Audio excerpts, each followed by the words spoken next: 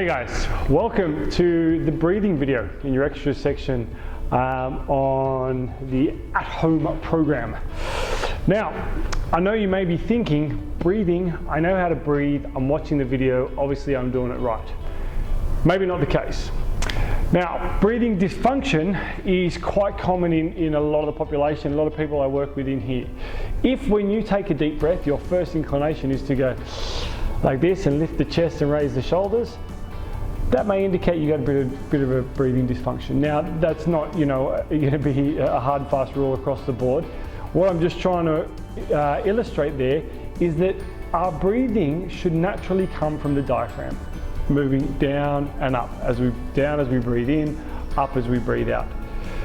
Now, what can happen if we have breathing dysfunction is there's a few things. So there's biomechanical, biochemical, and also I suppose sort of emotional, psychosocial.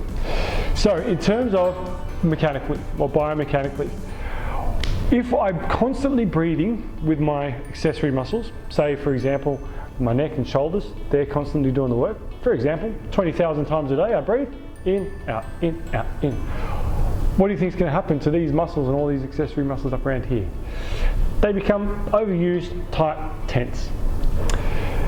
Chemically, what can happen is if I'm constantly doing, chest breathing or mouth breathing, I can actually, I'm actually doing some sort of small version of hyperventilation throughout the day, and that can affect a range of sort of processes in the body. For example, it can, affect the amount of carbon dioxide and oxygen sort of ratio in the blood. It's called hypercapnia, and that can, influence things like lethargy, fatigue, activity levels, all sorts of manifestations out of that. The other one is breathing is extremely closely linked to our central nervous system. So if I'm hyperventilating and my breathing function isn't right, that can upregulate my sympathetic nervous system, which is the one that's responsible for anxiety and stress and fight or flight. Calming, deep diaphragmatic breathing down-regulates sympathetic nervous system, up-regulates parasympathetic nervous system, the one that's responsible for calm, slow down, all that good stuff. So, in terms of then the emotional stuff, it's closely linked obviously to the nervous system, but if you constantly like this, then maybe, that can cause things like high stress, anxiety, worry, all of these things can also be regulated and symptomatic of poor breathing strategies. So, how do we address diaphragmatic breathing? Or how do we work on our diaphragmatic breathing? So there's a couple of things. I want you to come down on your back. And all you're going to do to start a really simple exercise, let's go one hand on the chest, one hand on the belly, big deep breaths in and out through the nose. And all I want you to focus on is that hand on the belly being the one to rise and fall, rather than the hand on the chest. Potentially at the end of that breath, you might start to get a little rise in the chest, but I don't want that rise in the chest to come first and then the hand on the belly. You might notice that sometimes when you breathe in, you might tighten up through the tummy. Really common, unfortunately, in females, because they're always, cueing themselves to keep your tummy in nice and tight, nice and strong. Got to look nice in this dress. I don't want to get any hate mail for that comment, by the way. In and out.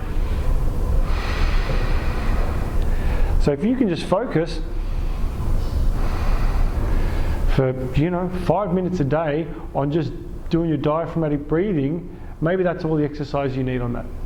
There's a couple other strategies you can implement. There's something called box breathing, which is a nice sort of relaxation technique where you might say, for example, breathe in on a 4 count, hold for 2 seconds, exhale on a 4 count, hold for 2 seconds.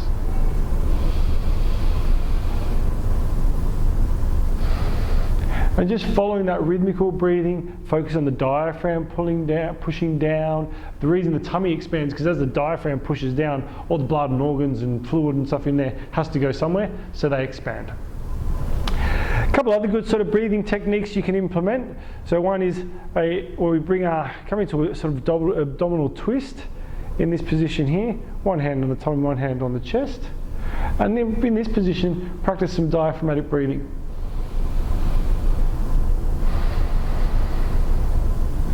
Now this can be good for sort of digestion and working through because what it does is it sort of palpates the larger intestine and the small intestine as you do that diaphragmatic breathing. And then you can try it on the other side as well. Sometimes you get a bit of relief through lower back with this exercise.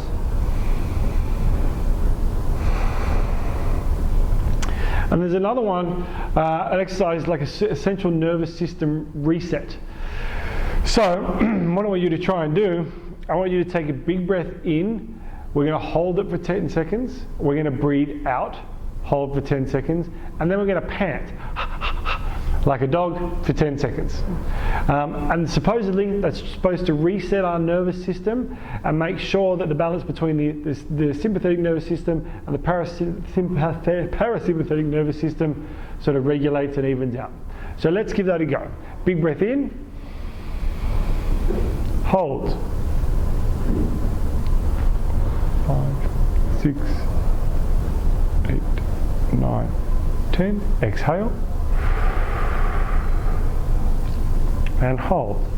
2, 3, 4, 5, 6, 7, 8, 9, 10. And then panting.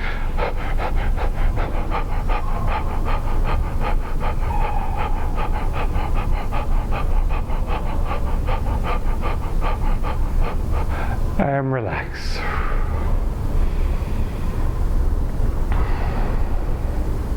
So you can try that another couple of times. Just go through some of these breathing exercises. The last one I want you to try is, as we've done previously in the breathing and core activation, just practice while you're down there. Now that you've got that diaphragmatic breathing working well, big breath in, push the fingers into the tummy, push back using those strong core muscles, exhale. See if you can keep that tension in the tummy and in and out again.